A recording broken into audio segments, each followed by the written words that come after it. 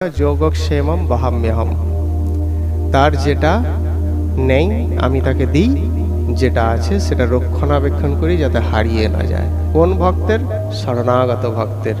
আমি তোমার শরণাগত। কি নেই আমার? আমার সংসারে দেখো সব আছে, বাবা মা ভাই বোন, বন্ধু বান্ধব, আত্মীয় স্বজন, পাড়া প্রতিবেশী, বাড়ি গাড়ি, টাকা পয়সা, কি নেই আমার?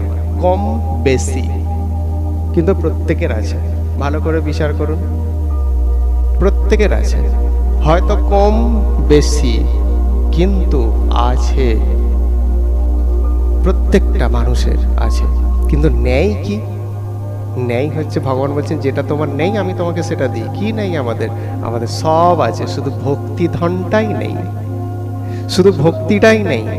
ভগবান তাকে ভক্তিটা প্রদান করেন যদি শরণাগত হয়ে তার নাম করো, জপ করো, ভজন করো। ভক্তি দেন, যেটা নেই আমাদের, অর্থাৎ ভক্তিটা নেই সেটা দেয়।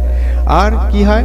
সেই ভক্তিটা নয় অনায়াসে নষ্ট হয়ে যায়, অনায়াসে নষ্ট হয়ে যায়। কিরকম? কুসঙ্গে পড়ে ভক্তিযোগ থেকে আমাদের বিচ্যুতি ঘটে অনায়াসে। সেই জন্য যদি শরণাগত হও তাহলে তোমার ভক্তিধনটাকেও আমি রক্ষা করব, এই আমি কথা দিলাম, এটা আমি কথা দিলাম। তোমার ভক্তি কেউ নষ্ট করতে পারবে না, কেউ নষ্ট করতে পারে। দৃঢ় বিশ্বাসের সঙ্গে, দৃঢ় নিশ্চয়তার সঙ্গে সেই ভক্তি দিব্য সূর্যের মতো আলোকিত হয়ে হৃদয়ে জ্বলবে। সেটাকে কেউ মলিন করতে পারবে না, কেউ ম্লান করতে পারবে না।